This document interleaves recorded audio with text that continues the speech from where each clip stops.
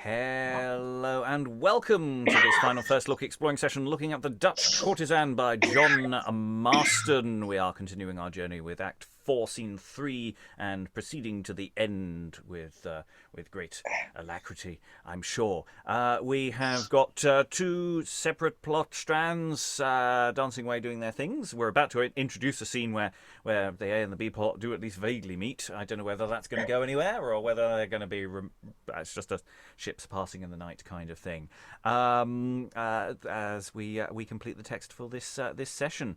Reading through the text, reading Freevill and Cocledemoy. What a combination. They're only on stage vaguely together at the same time, I think, at some point. But maybe not. We shall see if the clashes are terrible. Hello, my name is Lynn. I'm coming to you from California, USA.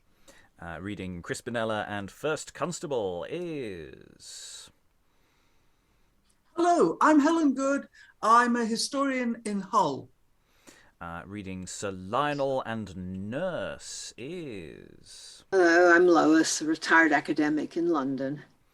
Reading Franceschina and Second Constable is... Hello, Francis Cox, actor in Amsterdam. Reading Sir Hubert and Mistress Mulligrub is... That is me, Rachael, actor on the East Coast. Reading Tysefew and Mary is... Hi, I'm Eric, and I love how characters, turn up, and it doesn't, suggest anything, like constables turn up. They're just there. Yeah. They have a plot function. It's a wonderful thing. Reading Beatrice or Beatrice, depending on how you want to go with it. And Mulligrub is... Hi, Alan Scott, based in Suffolk. And I'm your host, Robert Crighton. I will be jumping into the odd spare part where necessary, but I'm going to possibly throw random parts at people as we go along, as we complete the play. Without further ado, however, we're going to dive into Act 4, Scene 3, and just a warning for everyone in advance. The text here is both in a mixture of written out accent in terms of text, but also someone speaking in a language which is almost certainly a sort of comedy fake dialogue. So you may struggle to know what the hell is going on, and our readers are going to struggle with how the hell to say any of it. So this might be a little confusing. Do not adjust your set. Enter Franceschina, melancholy, and Cocledemoy leading her. Come, Catafugo, Frank Hill. Hoo, ho, excellent. Here's a plump-rumped wench with a breast softer than a courtier's tongue, or an old lady's gums, or an old man's mentula. My fine rogue. Ha, you poltroon. Good fist. Flumpum-pum-pum. My fine wagtail, thou art as false, as prostituted, as adulterate as some translated manuscript. Bus, fair whore, bus. God's sacrament, pox. Hademoy key, dost thou frown, medianathon to key? Nay, look here. Numeron key, silver blithe for caney oscaney goblet. Oski, Namoy, Bledfoy, Austin Pox. On, you gosling. By my fate, 'tis been very fine language. Ixal bushy now. Ha, be gazon. There had you that plate. Hademoy key, get you gone, punk rampant. Key, common uptail. And enter Mary Fo in haste. Oh, daughter, cousin, niece, servant, mistress. Ooh, humpum plumpum, squat, I am gone. And exit Cocledemoy. There's one Master Malheureux at the door, desires to see you. He says he must not be denied, for he hath sent this ring, and withal says 'tis done. What shall me do now, God's sacrament? Tell him 2 hours hence he shall be most affectionately welcome. Tell him what shall me do. Tell him ik am been in my bait, and it shall perfume my feet, make mine body so delicate for his arm 2 hours hence. I shall satisfy him 2 hours hence. Well. And exit Mary. Now it shall revenge. Hey, beggar, me shall tartar the whole generation. Mine brain forked. Freevill is dead. Malheureux shall hung, and mine rival Beatrice, it shall make run mad. Enter Mary Foe. He's gone, forsooth, to eat a caudle of cockstones, and will return within this 2 hours. Very well. Give monies to some fellow to squire me. It shall go abroad. There's a lusty bravo beneath the stranger, but a good stale rascal. He swears valiantly, kicks abroad right virtuously, and protests with an empty pocket right desperately. He'll squire you. Very welcome, mine fan. It shall return presently. Now shall me revenge. 10,000 devler. There shall be no God in me but passion, no thought but rage, no mercy but blood, no spirit but divler in me. There shall nothing thought good for me, but that is mischievous for others. And they exit, and we'll briefly pause there. Actually, for all our fears about the comprehensibility of what was going on there was actually quite a lot to hang one's hat on. Actually, I think flumpum pumpum is accurate in any language. I think that suggests a physical action that Cocledemoy might be getting a bit, even a bit handsy there. I do wonder. There's a lot to hang your hat on there, and of course they're talking about the goblet, and so there's almost like the A plot and B plot are explaining each other's plots to each other, almost in passing. And we know that Malheureux is outside, even though he hasn't actually entered. And Franceschina gets to do a sort of moment once left alone on stage. So yeah, there's some interesting stuff going on here about customer clients and also what Cocledemoy is doing here. I'm not sure what he's actually doing here. Thoughts in the room. Short scene. We won't linger on it too long, but I'll go to Eric and then Lois. Lois, you're currently muted.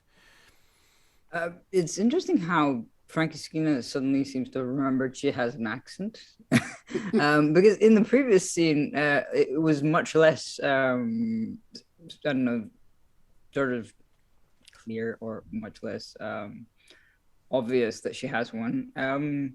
She seems to alternate between this sort of very English swearing, which is like, "Pah, be gone, poltroon," or whatever the line was, and then sort of, "What shall we do now?" kind of thing, which is very sort of, someone not really knowing how to do the accent, just follow along with what's written there, kind of thing. I don't know. Lois. Yeah, I was interested in Mary Faw saying, "Oh, daughter, cousin, niece, servant, mistress." I mean, are these all different things that she calls Franceschina depending on who's around? Oh, well, yeah, depending on what role we're playing for the client today. What is your costume at this point? Yeah. That's a good question, actually. Yes, or whether she's calling on different people who might be available there at the time. That's a really. I genuinely don't know that. That's interesting. It's interesting how Cocledemoy adjusts the humpum plumpum squat for her and reuses that turn of phrase to as an exit line. Again, not quite sure what's going on there, but we've had discussions of height before. I don't know if that was a height thing or just simply something else going on. Other thoughts? I say we're not going to linger here too much, but we have been reminded of some characters doing some things. Eric again. Dare I ask what cockstones are? Yeah. I was going to mention that. I think he says that Malheureux has gone to eat a caudle of cockstones. A caudle is a kind of nourishing broth, and cockstones, it's clearly something to increase his sexual prowess for what he thinks is going to happen in 2 hours. Yes, we have. There are variations, but of various aphrodisiac things, and also yes, literally testicles potentially. Sweetbreads. Yes. Yeah. Alan. Yes, I was going to say genitalia of cockerels. We, this is Marston. Do we really think that it's not an innuendo in some, or sexual, or to do with bodily fluids at any point? No, of course it is. Of course it is. It's Marston. Anyway, let's gather some more evidence for Act 4. Act 4, Scene 4. We have a fair body of people coming on. We briefly met them at a masque earlier, and in other contexts. But we've got Sir Hubert, Sir Lionel, we've got Beatrice, Crispinella, the nurse, and Tysefew following. Did no one see him since? Pray God. Nay, all is well. A little heat, what? He is but withdrawn. And yet I would to God, but fear you nothing. Pray God that all be well, or I were not. He's not to be found, sir, anywhere. You must not make a heavy face presage an ill event. I like your sister well. She's quick and lively. Would she would marry, faith? Marry? Nay, and I would marry. Methinks an old man's a quiet thing. Mass, and so he is. You are a widower. That I am, if faith, fair crisp. And I can tell you, would you affect me, I have it in me yet, if faith. Troth, I am in love. Let me see your hand. Would you cast yourself away upon me willingly? Will I? Aye, by the... Would you be a cuckold willingly? By my troth, 'tis comely, fine, and handsome sight for one of my years to marry an old man. Truth, 'tis restorative. What a comfortable thing it is to think of our husband, to hear his venerable cough in the everlastings, to feel his rough skin, his summer hands and winter legs, his almost no eyes and assuredly no teeth, and then to think what she must dream of when she considers others' happiness and her own want. 'Tis a worthy and notorious comfortable match. Pish, pish. Will you have me? Will you assure me A £500 jointure? that you will die within this fortnight? No, by my faith, Chris. Then Crisp, by her faith, assures you she'll have none of you. And enter young Freevill disguised like a panda, Pander, and Franceschina.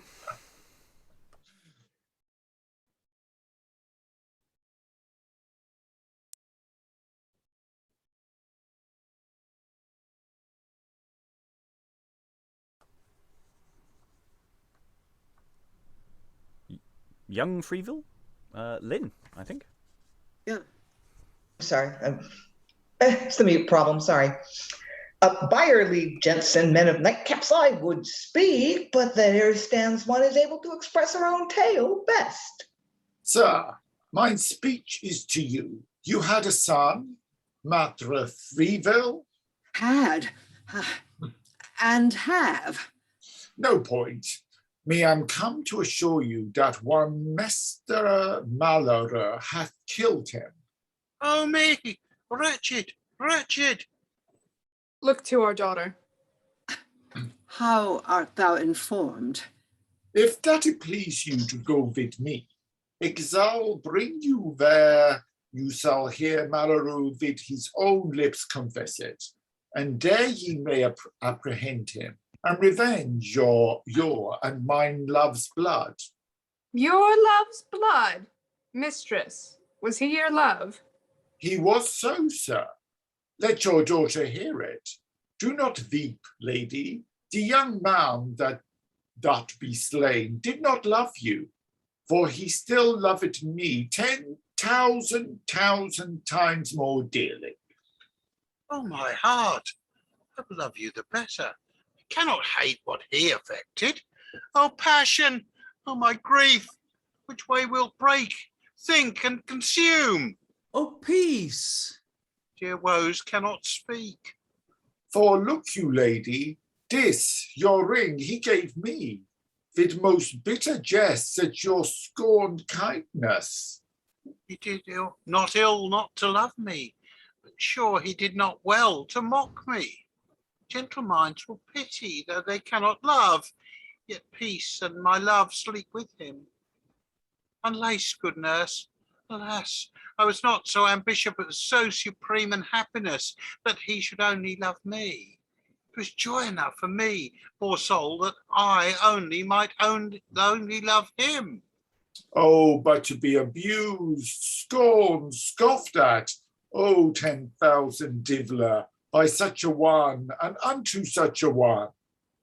I think you say not true, sister. Shall we know one another in the other world? What means my sister? I would fain see him again. Oh, my tortured mind. Freevill is more than dead. He is unkind. And exeunt Beatrice, Crispinella, and nurse.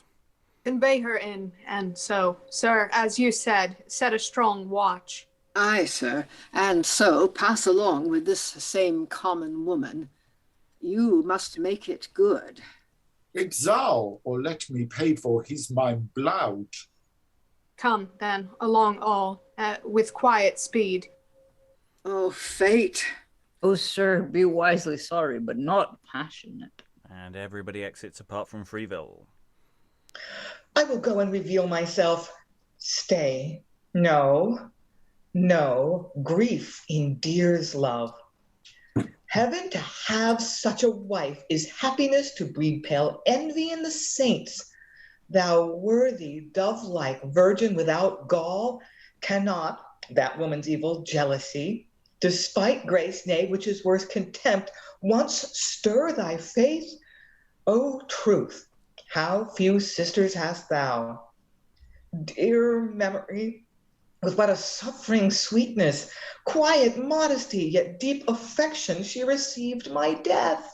And then, with what a patient, yet oppressed kindness, she took my lewdly intimated wrongs.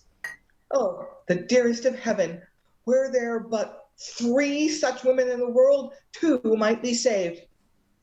Well, I am great with expectation to what devilish end this woman of foul soul will drive her plots. But Providence, all wicked art o'ertops, and impudence must know, though stiff as ice, that fortune doth not always dote on vice. And exit close scene. Okay, there's quite a lot. There's a lot of stuff Freevill's trying to do there. Yeah. It's interesting because he comes in with Franceschina in disguise. Was she aware of him doing this role here, or is that he's somehow managed to pretend to be someone who she? I'm slightly confused how practically that works. But then I may be thinking too much about practicalities in disguising, and that's probably just a stupid thing to do. I'll go to Helen, then Alan, then Lois. He was the man that Mary noticed underneath the window. She said she needed an escort. And Mary said, oh, well, there's this rough-looking man standing underneath your window. And she said, he'll do. And I think that's Freevill. Yeah. It's just whether that's something that can be made desperately clear. It's the kind of thing where you need to introduce him to that character before you introduce him to others. I'm being pernickety. It's probably fine. Lois. Yeah, I mean, I was going to make the same point about it. I mean, he said earlier he's not going to be at the jeweler's. He's going to disappear. And now I suspect that when he comes on, the audience probably knows who it is, especially just this mention. I mean, who is this guy under her window, and why haven't we heard about him before? And then on comes somebody who looks vaguely familiar, and I suppose he could take his hat or false beard or something off and, indicate to the audience what he's doing. Alan. Yeah, he's got to be well enough disguised to confuse Franceschina, but not well enough disguised to confuse the audience. I think we have the advantage that Freevill isn't likely to be doubling anyone else, so he's a large enough character in his own right. Lynn, then Rachel, then Eric.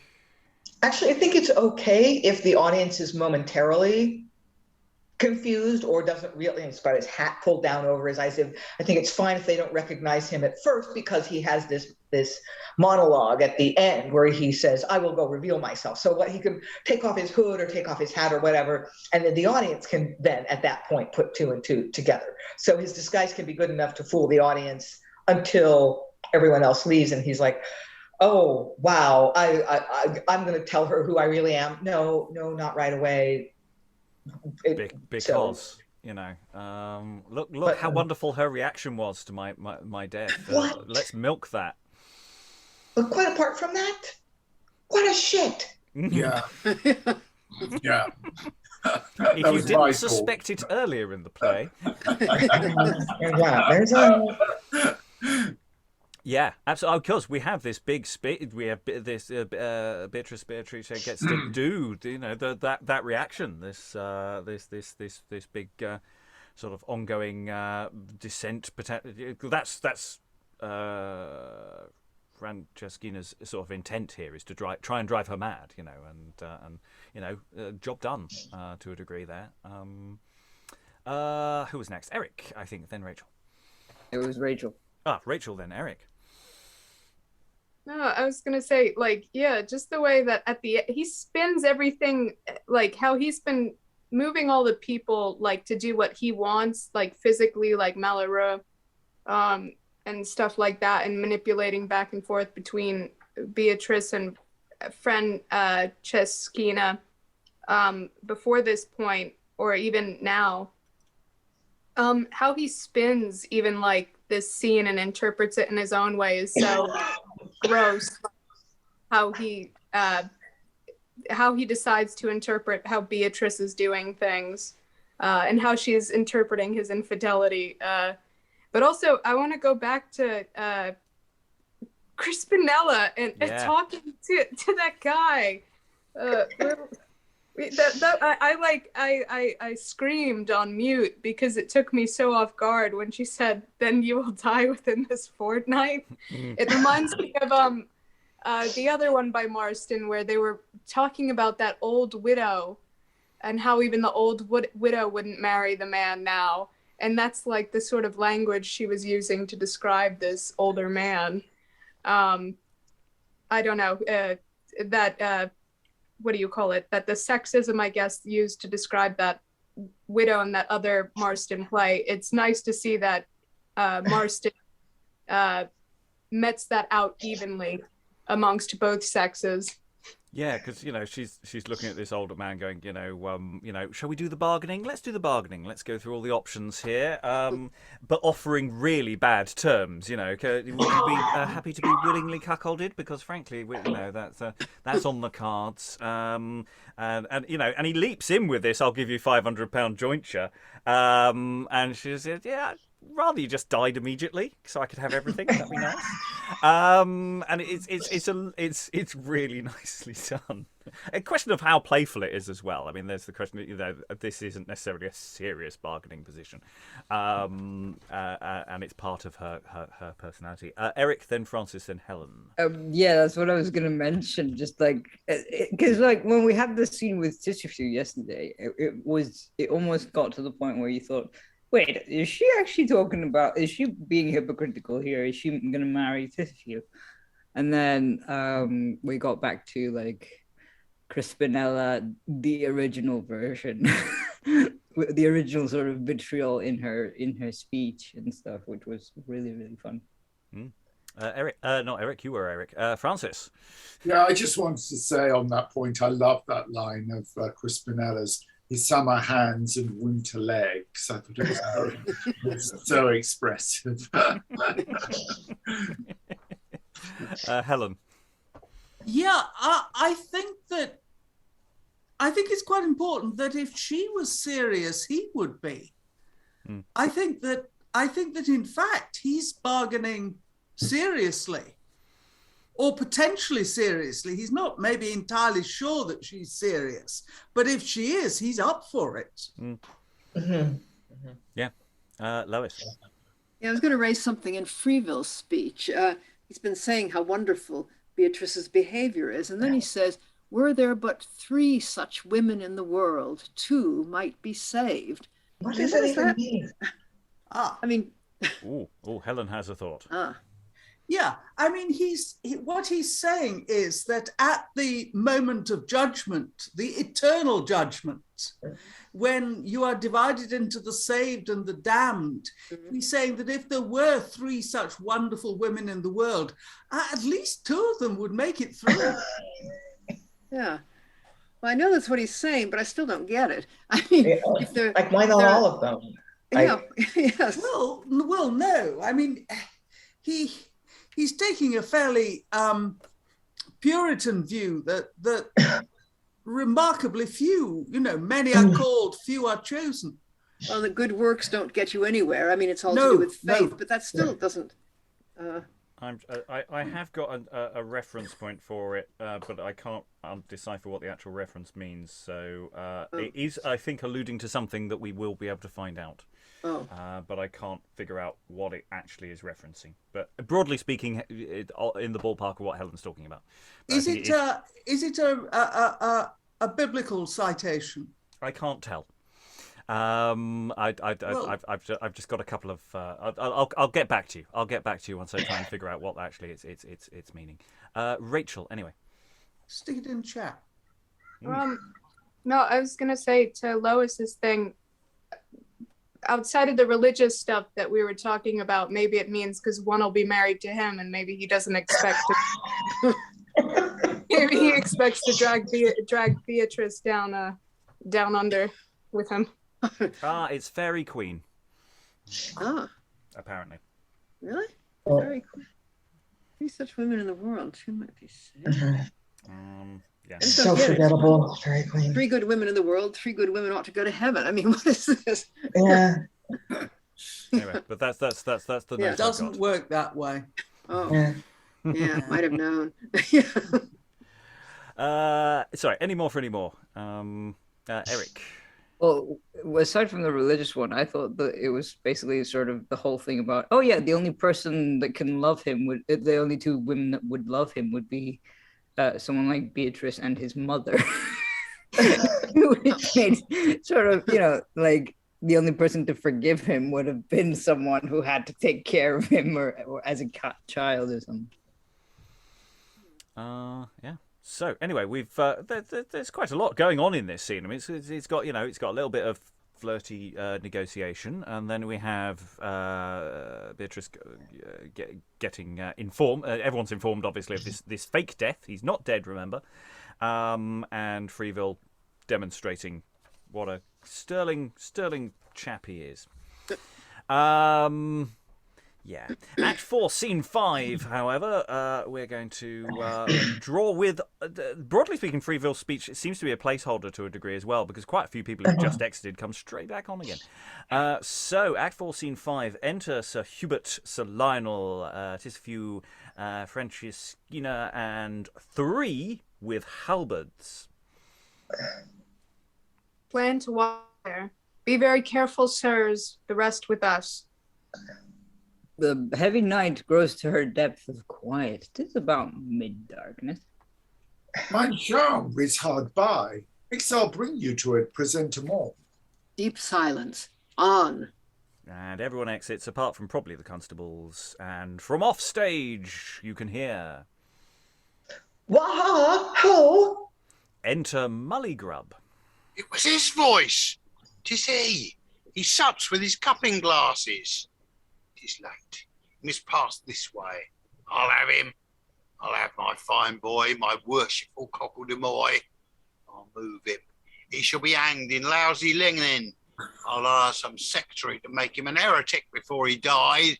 And when he's dead, I'll piss on his grave. Enter the offstage voiced Cocledemoy. Ah, my fine punks, good night. Frank Frailty, frail of frail hall. Bonus noches, me ubiquitari. We're polling and shaving, sir. A wolf, a wolf, a wolf. And with such cries, exit Cocledemoy, leaving his cloak behind him. Here's something yet. A cloak! A cloak! Yell after. He cannot escape the watch. I'll hang him if I have any mercy. I'll slice him. And exit Mulligrub. 3 constables, if they haven't already been left on stage, enter at this point. To them enters Cocledemoy. Who goes there? Come before the constable.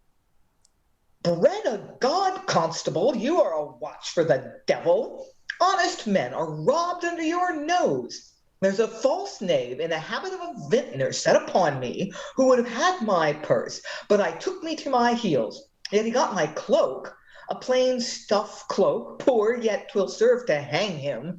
'Tis my loss, poor man that I am. And exit Cocledemoy. Enter Mulligrub, running with Cocledemoy's cloak. Masters, we must watch better. Is it not strange that knaves, drunkards, and thieves should be abroad, and yet we of the watch, scriveners, smiths, and tailors never stir? Hark! Who goes there? An honest man and a citizen. Appear, appear, what are you? A simple vintner. Ah, vintner, ha! And simple. Draw nearer. Nearer? Here's the cloak. Aye, Master Vintner, we know you. A plain stuff cloak, 'tis it. Right, come, oh, thou varlet. Dost not thou know that the wicked cannot escape the eyes of the constable? What means this violence? As I am an honest man, I took the cloak. As you are a knave, you took the cloak.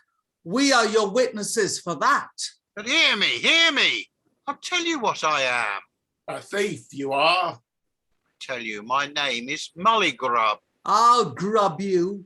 In with him to the stocks. There let him sit till tomorrow morning, that Justice Quodlibet may examine him. Why, but I tell thee. Why, but I tell thee, we'll tell thee now. Am I not mad? Am I not nass? Why, scabs, Godfoot, let me out. Aye, aye, let him prate. He shall find matters in us, scabs, I warrant. God, so what good members of the Commonwealth do we prove? Prithee, peace. Let's remember our duties, and let's go sleep in the fear of God. And they exit, leaving Mulligrub in the stocks. Ah. Who goes there? Oh, oh, oh. Zoons, shall I run mad? Lose my wits? Shall I be hanged? Hark, who goes there? Do not fear to be poor, Mulligrub. Thou hast a sure stock now. And enter Cocledemoy, disguised like a bellman. The night grows old and many a cuckold is now wah-ha-ha-ho. Maids on their backs dream of sweet snacks and warm wo-ho-ho-ho. I must be comfortable to my venerable Mulligrub. I must fiddle him till he fist. Maids in your night rails, look well to your light. Keep close your locks and down your smocks. Keep a broad eye and a closed thigh. Excellent, excellent. Who's there? Now, Lord, Lord, Master Mulligrub, deliver us. What does your worship in the stocks? I pray you, come out, sir. Townsman, I tell thee, I'm locked. Locked. O world, O men, O time, O night, that canst not discern virtue, wisdom, and one of the common council. What is your worship in for? For a plague on it, suspicion of felony. Nay, and it be such a trifle, Lord, I could weep to see your good worship in this taking. Your worship has been a good friend to me, and though you have forgotten me, yet I knew your wife before she was married, and since I have found your worship's door open, I have knocked, and God knows what I have saved. And I do live to see your worship stocked. Honest bellman, I perceive. Thou knowest me. I prithee call the watch. Inform the constable of my reputation, that I may no longer abide in this shameful habitation, and hold thee all I have about me. And gives him his purse. 'Tis more than I deserve, sir.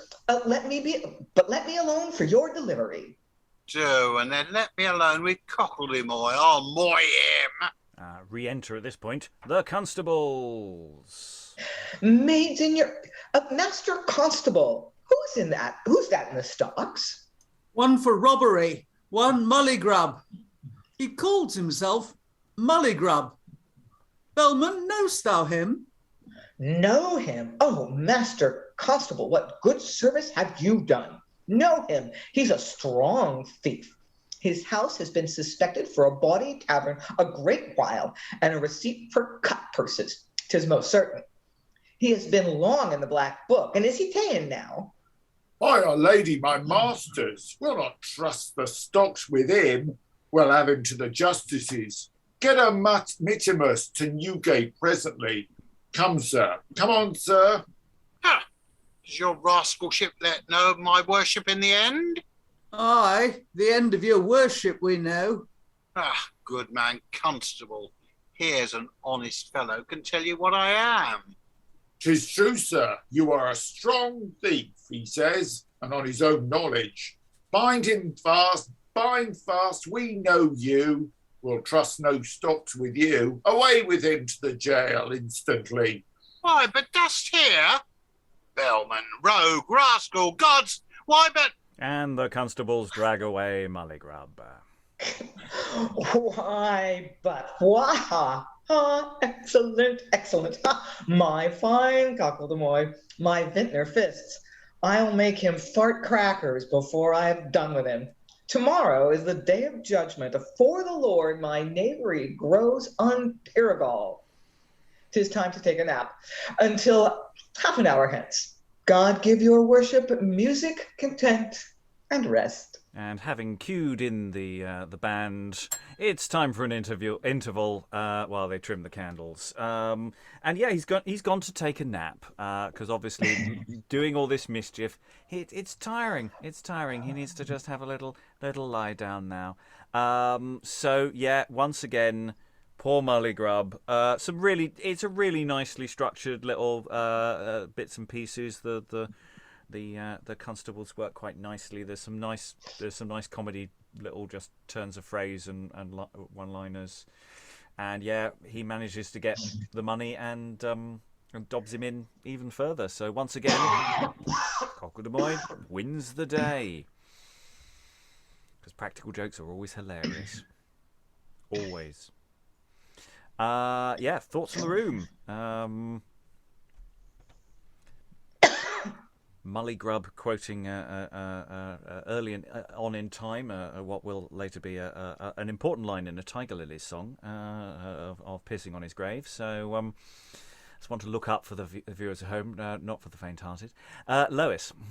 Yeah, it's the same thing really that happens to Stephen in Every Man in His Humor. I mean, he picks up Stefano. He picks up the cloak belonging to Giuliano, and then gets arrested because he's taken to be Giuliano. And here, in this case, I guess Mulligrub thinks he's going to grab Cocledemoy. Cocledemoy gets away, but deliberately drops the cloak, I take it, so that he can then go and say that it's been stolen from him and get Mulligrub into trouble yet again. Mm.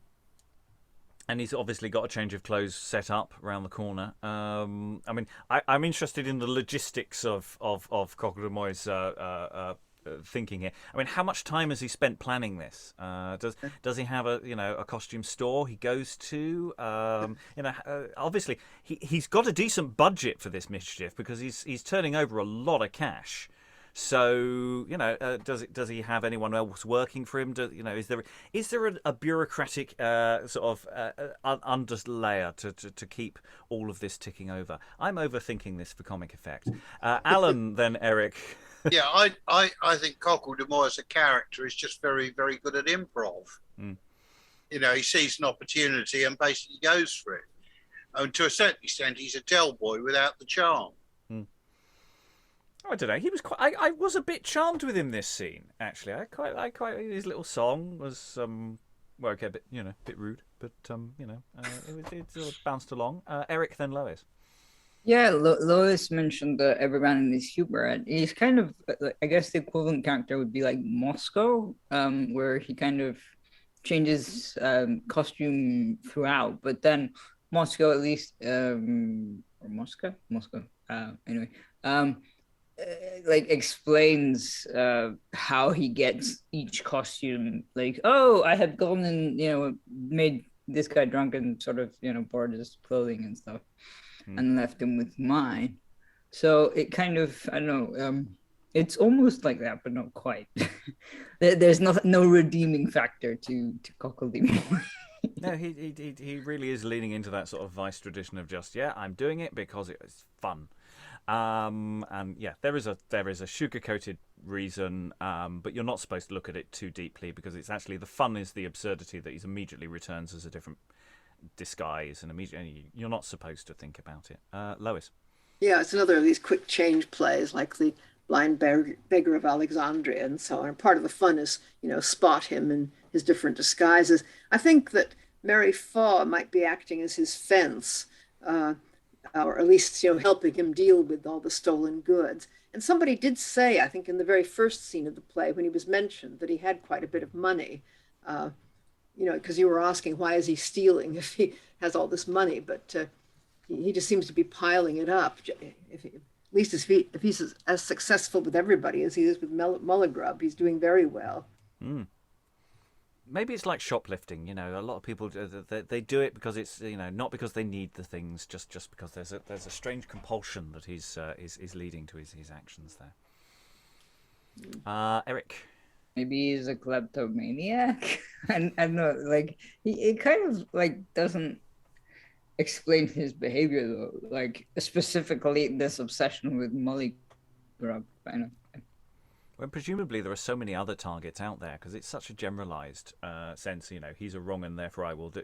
Unless he's actually got a whole raft of people he's really ruining their lives off. That's happening in between the scenes. While we're going to the A plot, he's ruining somebody else's life.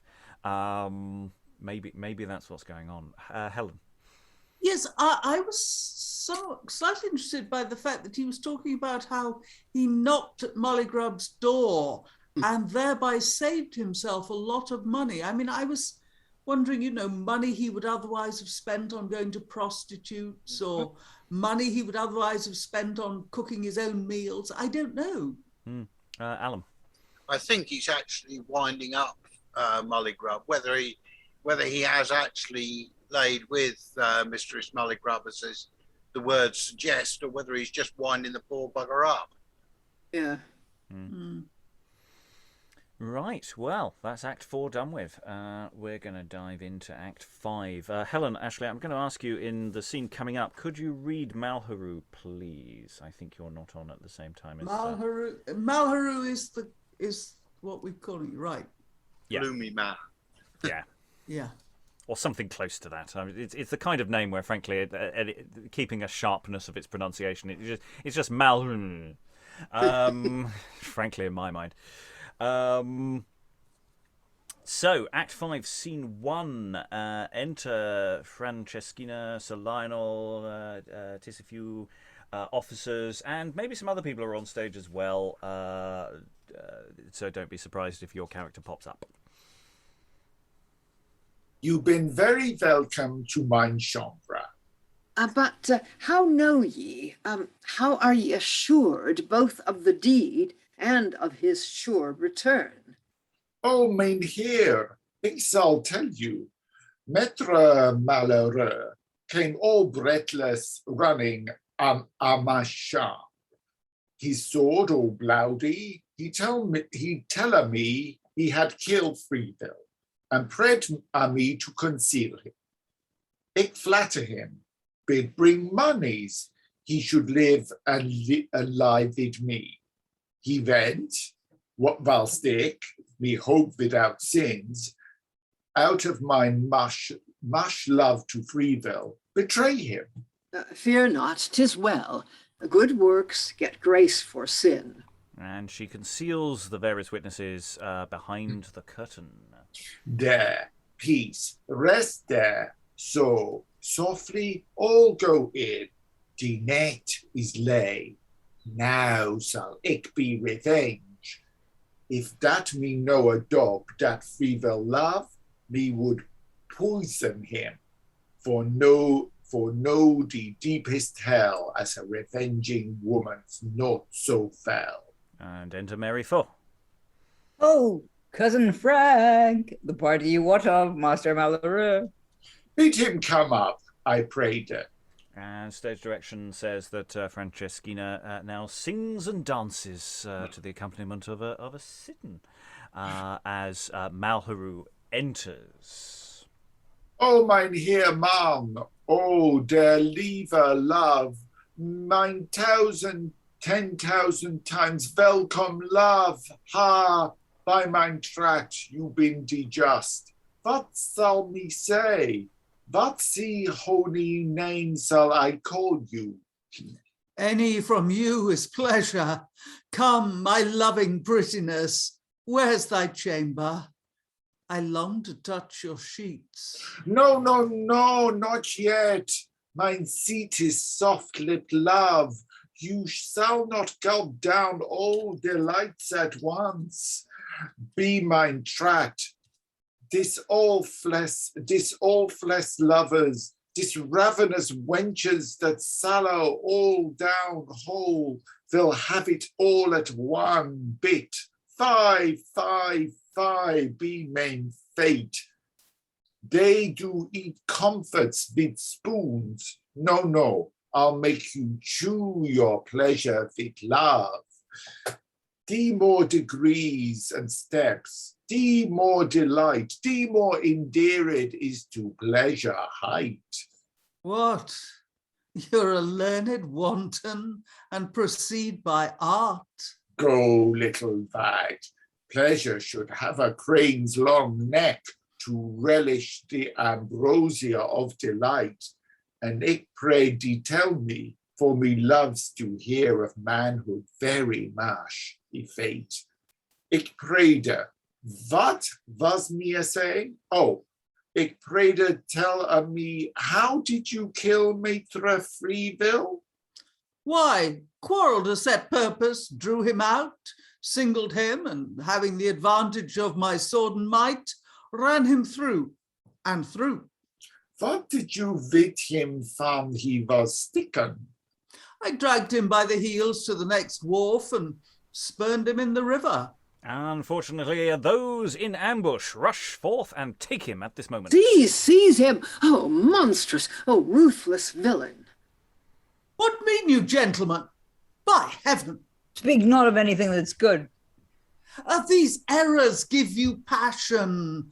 Freevill lives. Thy own lips say thou liest. Oh, let me die, if at shorter as the jeweller, he lives not safe untouched. Meantime, the strictest guard, the sharpest prison.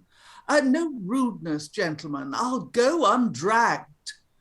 Oh, wicked, wicked devil. And exits. Sir, the day of trial is this morn. Let's prosecute the sharpest rigour and severest end. Good men are cruel when their vices friend. Woman, we thank thee with no empty hand. Strumpets are fit for something. Farewell. And they all exit apart from Freevill, who has been here all along, and you didn't even know, because the stage directions didn't tell you. But you cast presumably off your disguise. I for hell, O thou unreprievable, beyond all measure of grace, damned irredeemably, that things of beauty, created for sweet use, soft comfort, and the very music of life, custom should make so unutterably hellish. O heaven, what difference is in woman and their life? What man, but worthy of the name of man, would leave the modest pleasures of a lawful bed, the holy union of two equal hearts, mutually holding either dear as health, the undoubted issues, joys of chaste sheets, the unfeigned embrace of sober ignorance, to twine the unhealthful loins of common loves, the prostituted impudence of things, senseless like those cataracts of the Nile, their use so vile takes away sense.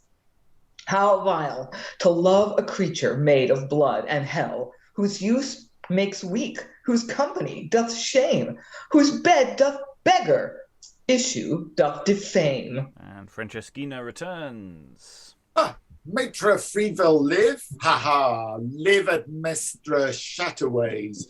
Mush at Maitre Chataway's. Freevill is dead. Malheureux shall hang, and sweet devil, that Beatrice would but run mad, that she would but run mad.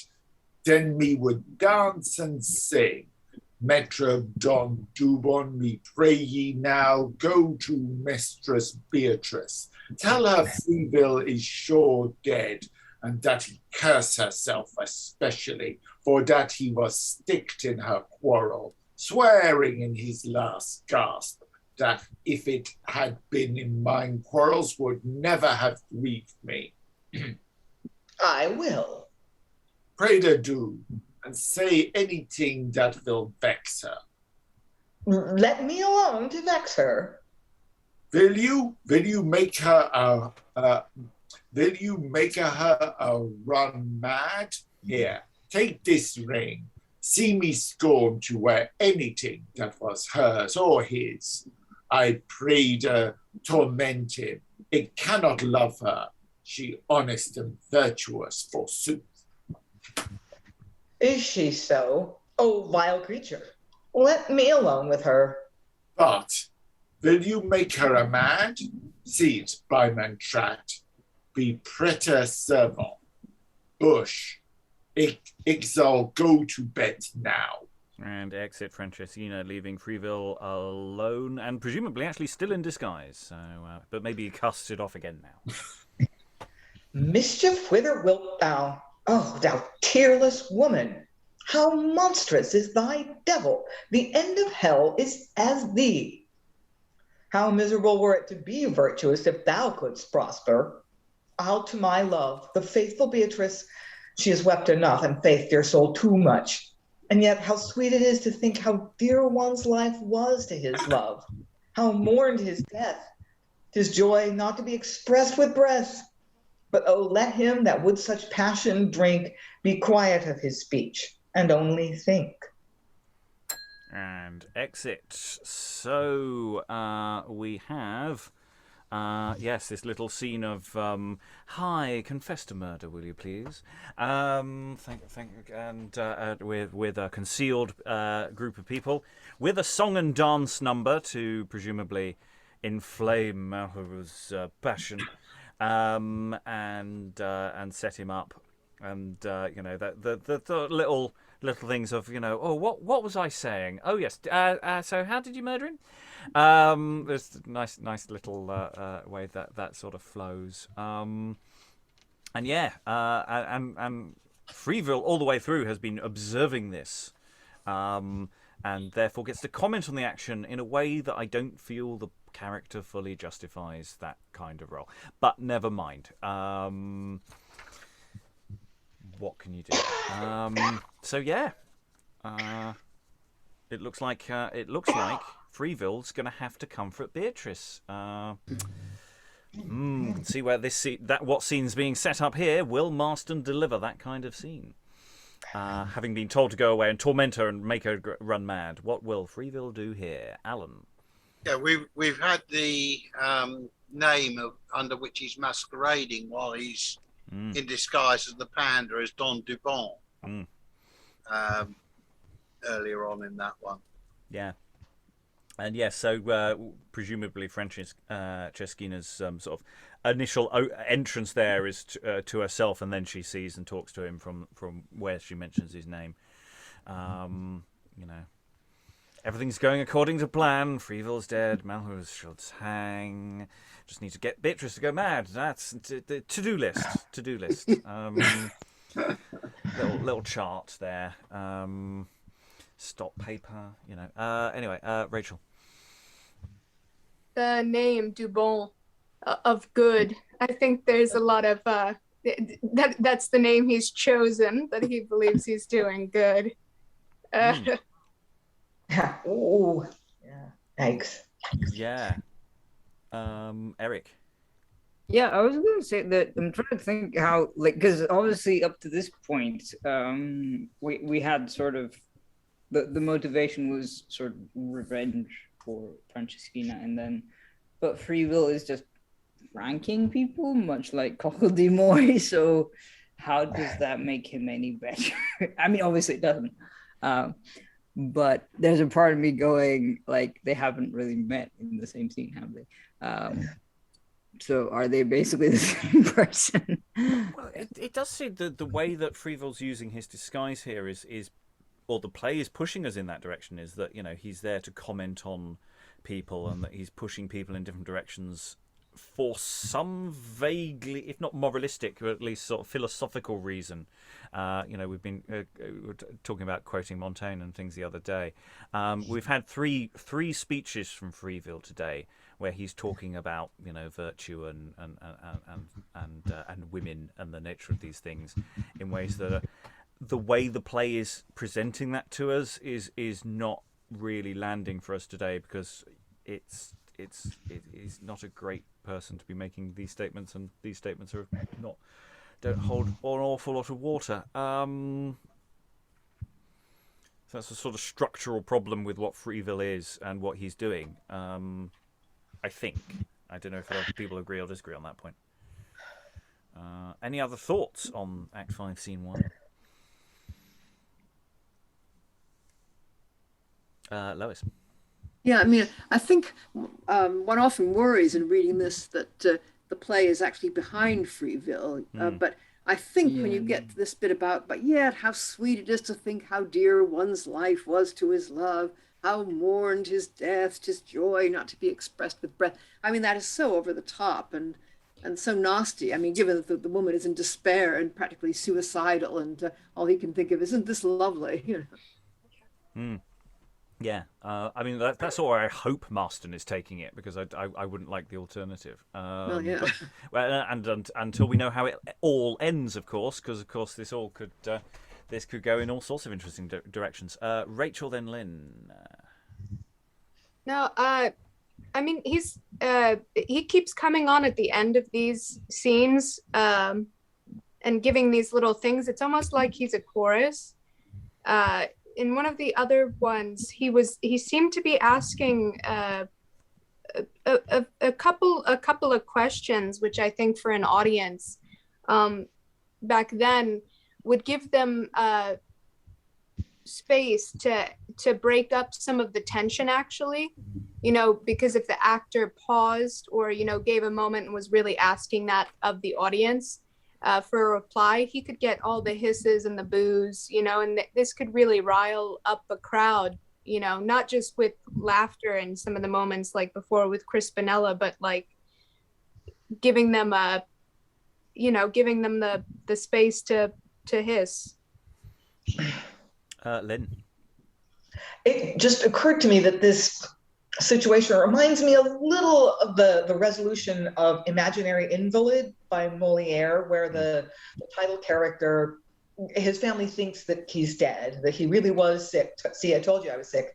And he's not. And he is somehow a witness to their grief. And they realize that even though he's been a kind of rotten old pain in the ass, his family loves him and they're heartbroken when they think that he's actually dead. And it kind of softens him, and it redeems him. It's like, okay, my daughter, you can marry the man that you love, and my other daughter, you can do, or my son, you can have the career that you want. That finding out that his family really is crushed when they think that he's actually dead, lifts him up and makes him a better person. But you know, so you know, it reminds me a little of that. So Freevill is like, oh my gosh, she loves me so much. How beautiful that is. But there's something really narcissistic about Freevill's take on it. It somehow tonally is not working, even though structurally it's similar. Eric, and then we'll move on. I was going to say that I'm trying to remember what this reminds me of, or like some sort of modern take on this, and what it reminds me of is like sort of Blackadder trying to mimic, I think it was Sir Walter Raleigh, when he tries to go to the Americas and just ends up in like going in circles in a ship with a really drunk pirate guy who can't really see, which is very bad ableism, but it just kind of like, oh yes, you know, that's how the Queen will miss me. She'll know how important I am if I am away. And no one has actually missed him by the end of the episode. Right, we have Act 5, Scene 2 to dive into. Only 2 more scenes of the play. Spoilers there for those who don't even want to know how it's structured. Act 5, Scene 2, enter Beatrice and Crispinella. Sister, cannot a woman kill herself? Is it not lawful to die when we should not live? Oh, sister, 'tis a question not for us. We must do what God will. What God will? Alas, can torment be his glory, or our grief his pleasure? Does not the nurse's nipple, juiced over with wormwood, bid the child it should not suck? And does not heaven, when it has made our breath bitter unto us, say we should not live?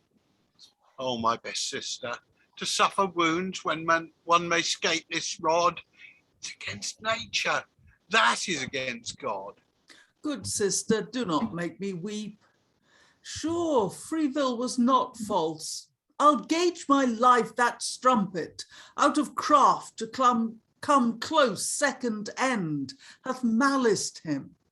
Oh, sister, if he were not false, whom have I lost? If he were, what grief to such unkindness? From head to foot I am all misery. Only in this, some justice I have found. My grief is like my love, beyond all bound. And enter Nurse. My servant, Master Cacater, desires to visit you. Oh, for grief's sake, keep him out. His discourse is like the long word honorificabilitudinitati. A great deal of sound and no sense. His company is like a parenthesis to a discourse. You may admit it or leave it out. It makes no matter. Enter Freevill in his disguise. By your leave, sweet creatures. Sir, all I can yet say of you is you are uncivil. You must deny it. By your sorrow's leave, I will bring some music to make sweet your grief. Whate'er you please, or break my heart. Canst thou yet pant? Oh, dost thou yet survive? Thou didst not love him, if thou now canst live. And Freevill now sings. O love, how strangely sweet are thy weak passions, that love and joy should meet in self-same fashions. Oh, who can tell the cause why this should move? But only this, no reason ask of love. Beatrice swoons. Oh, hold peace. The gentlest soul is swooned. Oh, my best sister. Get you gone. Close the doors. My Beatrice. He says Cursed as he my- discovers himself. Cursed be my indiscreet trials. Oh, my immeasurably loving. She stirs, give air, she breathes. Where am I? Ah, how have I slipped off life? Am I in heaven? Oh, my Lord, though not loving, by our eternal being, yet give me leave to rest by thy dear side. Am I not in heaven? Oh, eternally much loved, recollect your spirits. Ah, you do speak. I do see you. I do live. I would not die now. Let me not burst with wonder. Call up your blood. I live to honor you as the admired glory of your sex. Nor ever hath my love been false to you. Only I presume to try your faith too much, for which I am most grieved. Brother, I must be plain with you. You have wronged us. I am not so covetous to deny it. But yet, when my discourse has stayed your quaking, you will be smoother lipped, and the delight and satisfaction which we all have got under these strange disguising, when you know, you will be mild and quiet, forget at last. It is much joy to think on sorrows past. Do you then live? And are you not untrue? Let me not die with joy. Pleasure's more extreme than grief. There's nothing sweet to man but mean.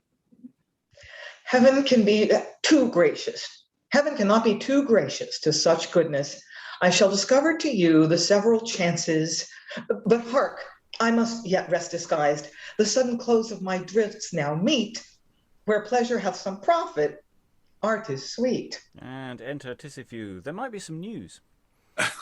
News, news, news, news. Oysters, oysters, oysters, oysters. Why is not this well now? Is not this better than lowering and pouting and puling, which is hateful to the living and vain to the dead? Come, come, you must live by the quick when all is done. And for my own part, let my wife laugh at me when I'm dead, so she'll smile upon me whilst I live. But to see a woman whine and yet keep her eyes dry, mourn and yet keep her cheeks fat, nay, to see a woman claw her husband by the feet when he is dead, that would have scratched him by the face when he was living, this is somewhat now ridiculous.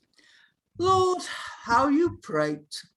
And yet I was afraid of it that I should have seen a garland on this beauty's hearse, but time, truth, experience, and variety are great doers with women. But what's the news? The news, I pray you.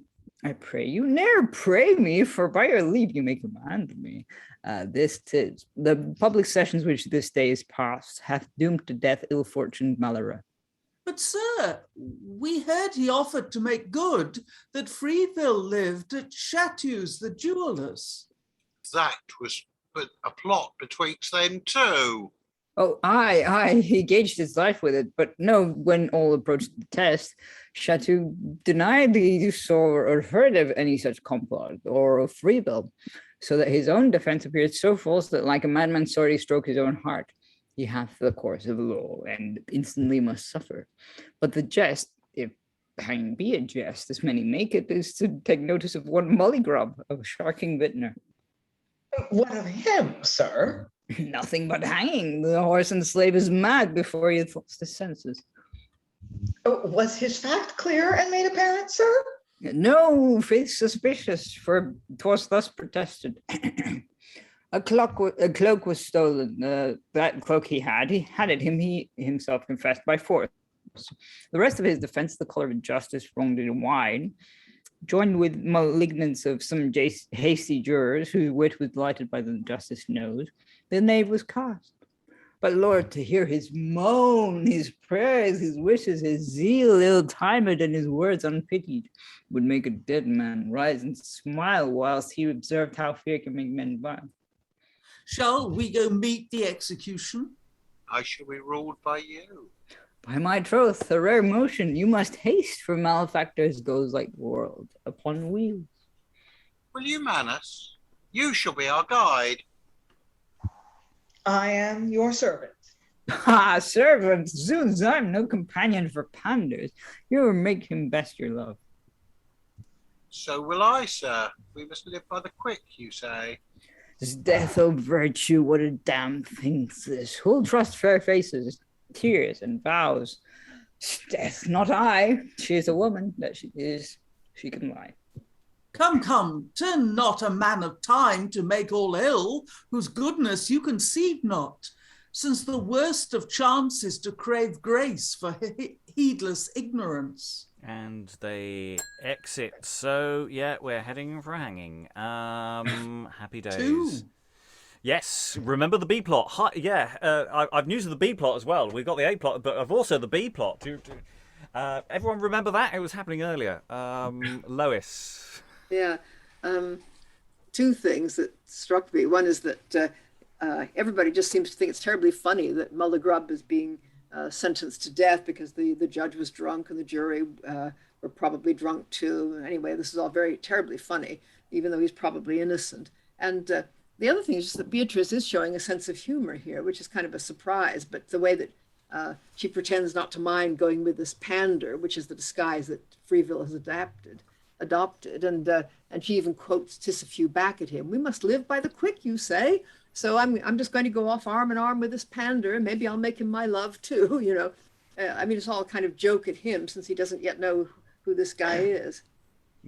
Yes, it is the way they sort of go, "We heard he offered to make, we heard this thing earlier," for the person who's in the room, which is quite nice. Rachael. I feel like there's some dialogue in here that maybe Crispinella has seen through his disguise even before he's unveiled himself, or I don't know, because it seemed before, not today, and some other scenes that we were reading yesterday or the day before, that she doesn't like her new brother-in-law too much, and it seemed to come through in one of the lines here. When he shows up, she says, "You, sir, all I can yet say of you is you are uncivil." Lois. Yeah, I'm wondering whether Freevill actually discovers himself in the song or at the end of the song, and that's why Beatrice faints, because I think it would make more sense, actually. Or that there's something about the way he's singing, or the thing that that it's to her, but not necessarily Crispinella's taking it in yet, or something like that. Yeah, there's play there. Helen, and then Lynn. Yeah, I think the reason that Crispinella says he's uncivil is because he hasn't taken his hat off. This being necessary for him for his disguise. I mean, he's come into the presence of two superior ladies, and he's still covered. This is not on. Also, Crispinella is the only person in this scene, especially towards the end, with any sense of urgency at all. Yeah. I mean, the rest of them are just farting about. Yeah. And they should be running to the gallows. Yeah. Get on with it. There's things to do. Lynn. I think you could make the song the discovery moment, going back a moment in the conversation. There is a scene earlier where Freevill woos Beatrice when she's on her balcony, and he has musicians with him, as I remember. So this could be the same song. You could just produce it that way, where he sings to her. This is their song. And then he says, "I'm going to sing to you to make you feel better." And he sings their song. And she isn't sure if she's seeing him or she's hallucinating. And it's just, she's so overwhelmed by that she faints. And then when she comes to it, it's just like, okay, that couldn't really have happened. And he's like, no, it is me. So yeah, the song could be the moment. Yeah, and it's sort of important to make it a big moment, because we've been expressing some issues with Freevill, and obviously this is the great thing. Oh no, you're not dead. That's quite a corner to turn with the nature of who Freevill is. And luckily, we have this interruption of news before anyone decides to actually dig too deeply into what actually has been happening in this play, because that joy of him not being dead might not last very long if he's not careful. Eric. Yeah, I was gonna just focus on Tysefew just because he's so he's not the brightest guy around, is he? But he's quite fun to play. Yesterday, was it yesterday? Yeah, we had the sort of when he was trying to flirt with Crispinella and just goes, I don't have enough wit to continue this, play insult flirting, but hey, I really like you.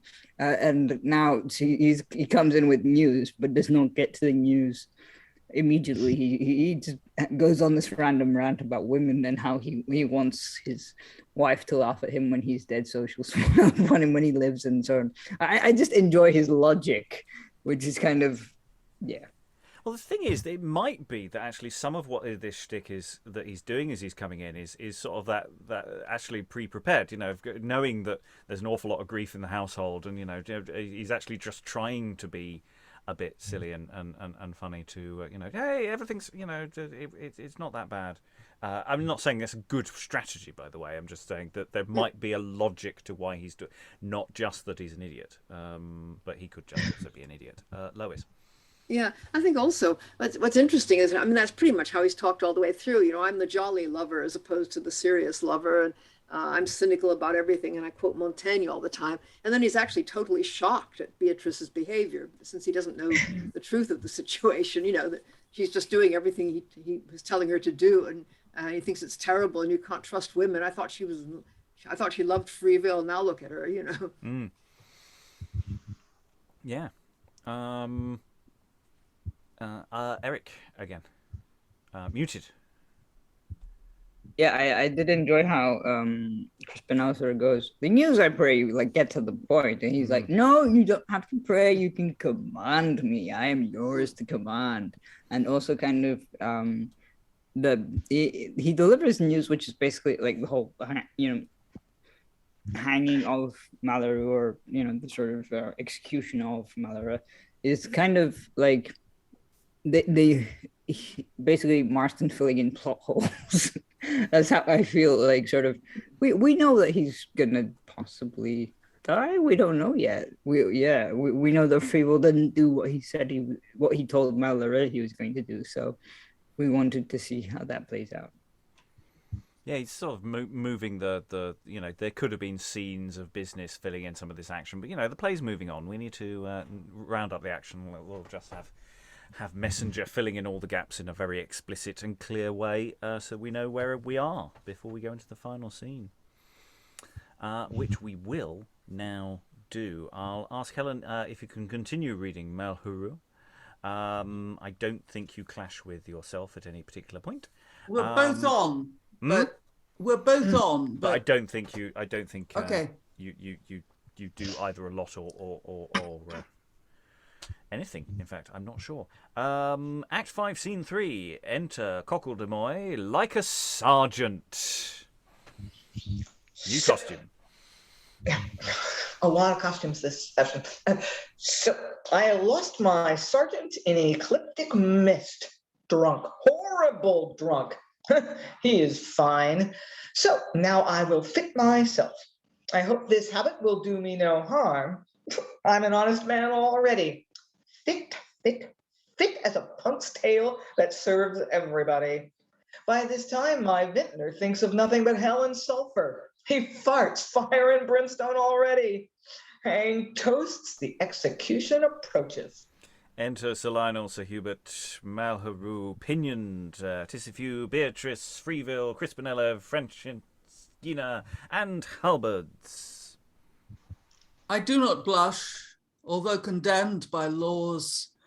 No kind of death is shameful, but the cause, which I do know is none.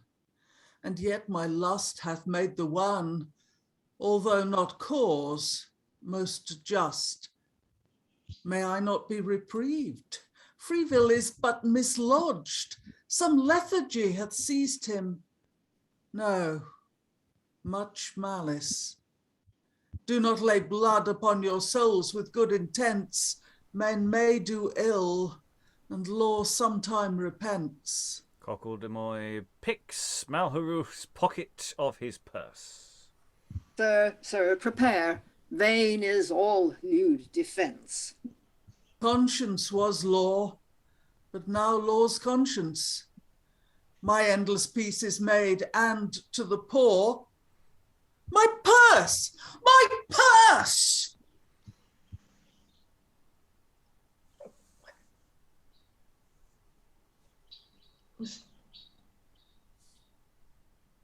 Someone has taken my purse. It would be Cocledemoy. And run away with it. Oh, sorry. Aye, sir, it shall please you. The poor has your purse already. You are a wily man. But now, thou source of devils, oh, how I loathe the very memory of all that I adored. He that's of fair blood, well-meaned, of good breeding, best famed of sweet acquaintance and true friends, and would with desperate impudence lose all these, and hazard landing at this fatal shore, let him ne'er kill, ne'er steal, but love a whore.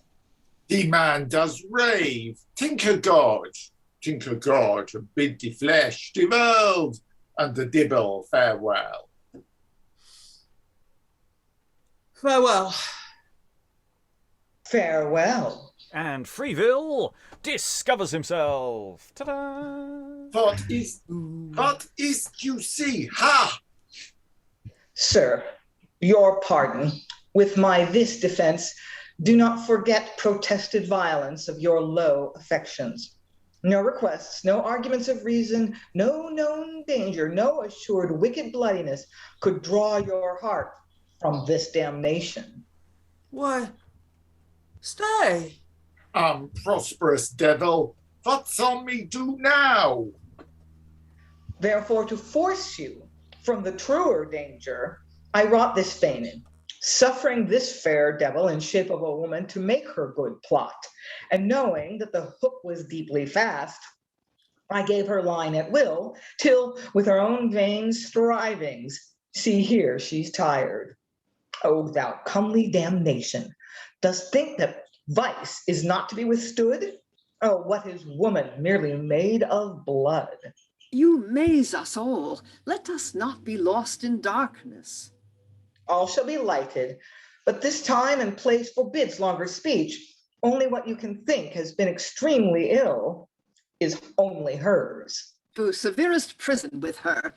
With what heart canst live? What eyes behold a face?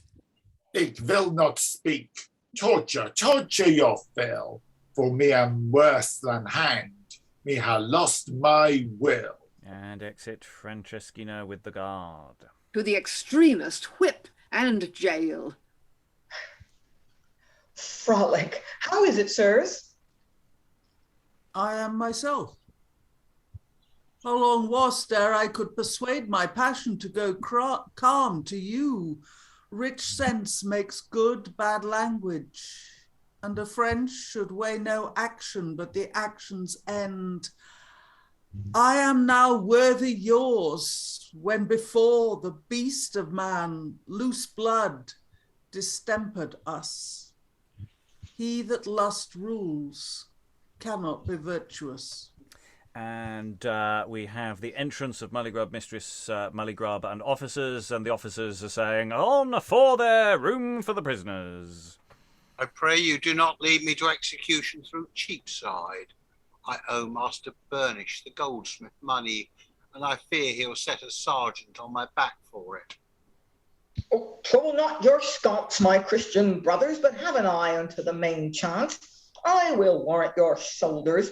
As for your neck, Plinius Secundus or Marcus Tullius Cicero, or somebody it is, says that a threefold cord is hardly broken. Well, I'm not the first honest man that hath been cast away, and I hope shall not be the last. Oh, sir, have a good stomach and maws. You shall have a joyful supper. Truth, I have no stomach to it, and please you, take my trencher. I use it to fast at nights. Oh, husband, I little thought you should have come to think on God thus soon. Nay, and you had been hanged deservedly, it would never have grieved me. I have known of many honest, innocent men have been hanged deservedly, but to be cast away for nothing. Good woman, hold your peace, your prittles and your prattles, your bibbles and your babbles, for I pray you hear me in private. I'm a widower, and you are almost a widow. Shall I be welcome to your house, your tables, and your other things? I have a piece of mutton and a feather bed for you at all times. I pray make haste. I do here make my confession. If I owe any man anything, I do heartily forgive him. If any man owe me anything, let him pay my wife. I will look to your wife's payment, I warrant you. And now, good yoke fellow, leave thy poor Mulligrub. Nay, then I were unkind. I' faith, I will not leave you until I have seen you hang. But brother, you must think of your sins and iniquities. You have been a broacher of profane vessels. You have made us drink of the juice of the whore Babylon. For whereas good ale, perries, braggots, ciders, and metheglins were the true ancient British and Trojan drinks, you have brought in Popish wines, Spanish wines, French wines, tam matri quam mercurio, both muscadine and malmsey, to the subversion, staggering, and sometimes overthrow of many a good Christian. You have been a great jumbler. Oh, remember the sins of your nights, for your night works have been unsavory in the taste of your customers. I confess, and I forgive as I would be forgiven. Do you know one Cocledemoy? Oh, very well, sir, know him. An honest man he is, and comely, an upright dealer with his neighbours, and their wives speak good things of him. Well, wheresoe'er he is, or whatsoe'er he is, I'll take it on my death. He's the cause of my hanging. I heartily forgive him. And if he would come forth, he might save me, for he only knows the why and the wherefore. You do, from your heart and midriff and entrails, forgive him then. You will not let him rot in rusty irons, procure him to be hanged in lousy linen without a song, and after he was dead, piss on his grave? That hard heart of mine's procured all this, but I forgive as I would be forgiven. Hang toasts, my worshipful Mulligrub. Behold thy Cocledemoy, my fine vintner, my castrophonical fine boy. Behold and see. Bliss of the blessed, who would but look for two knaves here? No knave, worshipful friend, no knave. For observe, honest Cocledemoy restores whatsoever he has got, to make you know that whatsoever he has done has been only euphoniae gratiae, for wit's sake. I acquit this vintner as he has acquitted me. All has been done for emphasis of wit, my fine boy, my worshipful friends. Go, you are a flattering knave. I am so. 'Tis a good thriving trade. It comes forward better than the 7 liberal sciences or the 9 cardinal virtues, which may well appear in this: you shall never have flattering knave turn courtier. And yet I have read of many courtiers that have turned flattering knaves. Was even but so? Why, then all's well. I could even weep for joy. I could weep too, but God knows for what. Here's another tack to be given. Your son and daughter.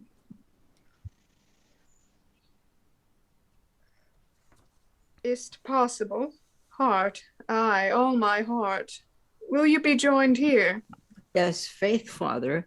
Marriage and hanging are spun both in 1 hour. Why then, my worshipful good friends, I bid myself most heartily welcome to your merry nuptials and wanton jigajoggies. And now, my very fine Heliconian gallants, and you, my worshipful friends in the middle region, if with content our hurtless mirth has been, let your pleased minds at our much care be seen. For he shall find that slights such trivial wit, 'tis easier to reprove than better it. We scorn to fear, and yet we fear to swell. Yet we do hope 'tis best, 'tis all, if well. And the play ends. So it's interesting how uninterested the play is in tying up in ribbons any of the potential matching offs that are going on here. It's so token at the very end. It's like you're going, oh, so Hubert's still on. It's this thing of almost, it's just why didn't everyone when the Mulligrub et al. Came on, you almost feel like everybody else has shuffled off, and you're actually no, this isn't our plot. We'll see you in the bar later. And it's like you just wanted a couple of speeches just to tie those things together. I don't think that's an insuperable problem, but it is just a little odd actually how uninterested the play is in whether everyone lives happily ever after at the end, which I feel is probably very Marston. Lois. Yeah, I think you probably have to have, I don't know, Beatrice and Freevill and Tysefew and Crispinella kind of each of them forming a couple, getting together, and then going to the two older men at the end, to make sure everybody gets it. Mm. I mean, in a sense, it's been set up reasonably well earlier, and that's all sort of fine. Malheureux, not sure really where he's left, as it were, just being contrite and miserable. Yeah. He gets out a scourge and starts whipping himself. Yeah. Yeah, because thankfully he doesn't suddenly get a match and is married off or anything. Franceschina just goes to prison. He just is freed, but isn't desperately happy. And everybody else, it's like actually all the pairing off had been done earlier, and actually that it doesn't really matter at this stage. Rachael, then Eric, then Lois again. I wonder if production. I mean, I feel. It's open-ended enough that a production could massage it, I guess, to whatever direction they would want, maybe. But the way this ends kind of reminds me of that book, A Room with a View, how there's that last part where the guy says that they had an awful marriage, and I feel like that's perhaps where Marston's leading us, because I don't think there was anything that redeemed a lot of these people in the end, and that this is just who they are, and they can get married, and this is really who they're marrying, and they're going to stay that way throughout. So I can't imagine that Beatrice and Freevill are going to have a happy marriage, or Crispinella and Tysefew, or all these people. I almost think that actually maybe Tysefew and Crispinella that might weirdly work. I kind of feel that they're both quite oddly matched, but actually effectively matched. Whereas I do not see the same for Freevill and Beatrice at all.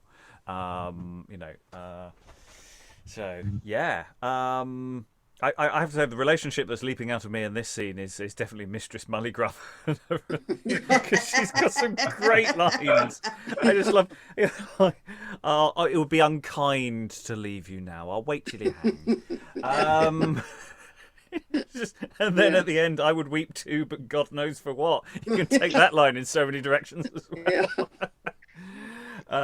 Eric, then Lois.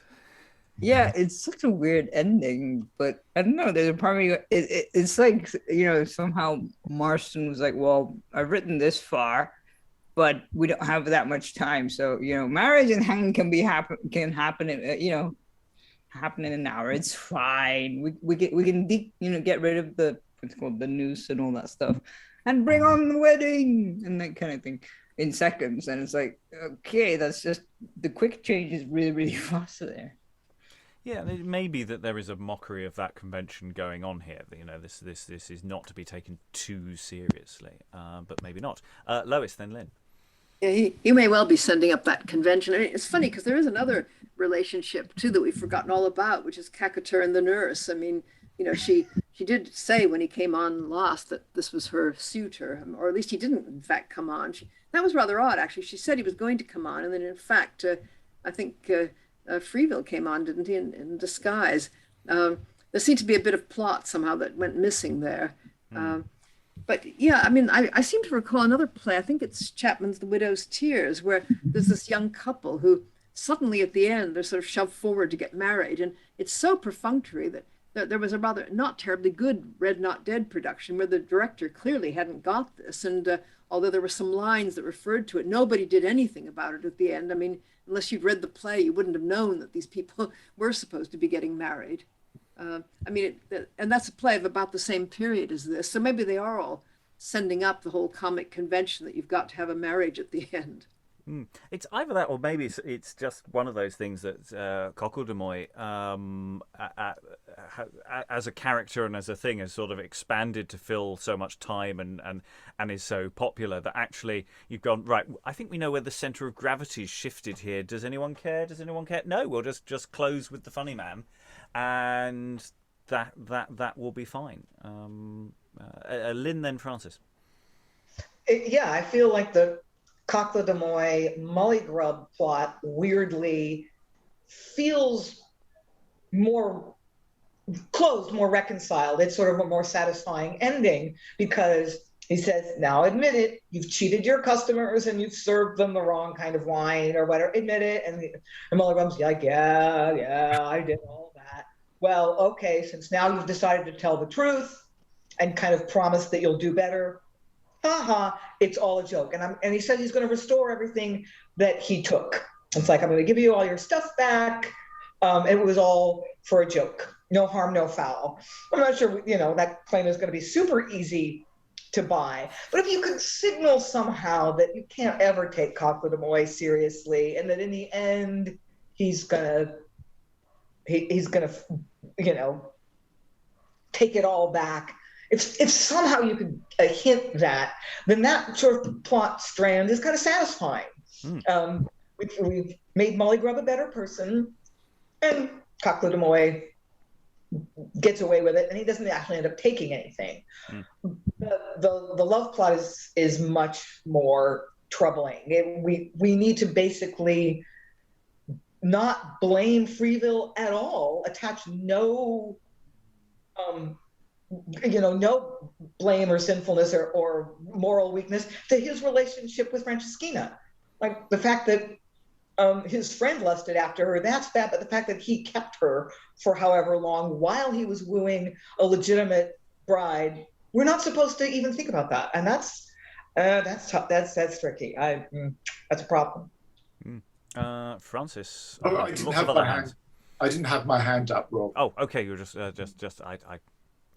I'll go to Alan, Rachael, then Lois. In that final sequence, I've just spotted one way you could actually bring the staging practically up to date.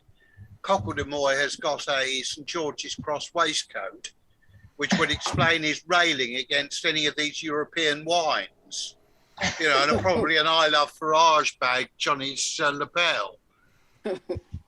I don't know if that would leave us with any sympathy for the character of that. Well, I haven't found any character in this whole damn piece that I've got any degree of sympathy or empathy with at all. None of them. Oh, Crispinella.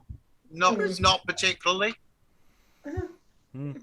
And that's the question, whether that's what the play is actually trying to do. I mean, not every work of art has to be presenting us with characters we like, so long as and it's presenting us with a world. The world seems to function. It seems to make sense. It's again, it's a very Marston-y dark world in certain ways, but is that enough? Is that enough of an people may agree or disagree. Rachael, then Eric. Was that the order? I forget. I'm lost. Rachael, then Lois, then Eric. That's the one. I was gonna say, I don't know. Cocledemoy is kind of like a barstool Robin Hood. Like he's trying to like rectify, whatever with the sheriff of whatever bar Mulligrub runs. Yeah, that's all I was gonna say. Maybe throw him in a campy Robin Hood outfit. Lois.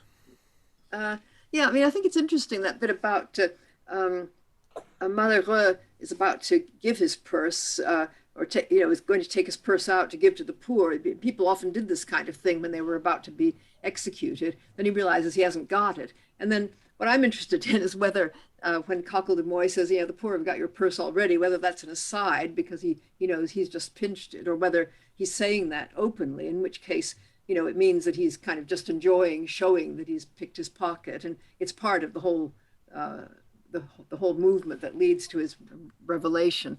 But I think it's also really interesting the way you've got these two plots, and it appears that all the way through Cocledemoy has just been being crafty for the heck of it, and then at the end it turns out he has a moral, and Freevill has kept mentioning the moral purpose that he's got, and at the end you feel, I don't know if there really is one. I mean, it's not, it's totally unsatisfactory. I mean, I think at the end that probably the most effectively ironic ending would be something where suddenly bridal veils are produced for the women and they all march off to get married, and there's the sense of, oh God, is this, are these happy marriages?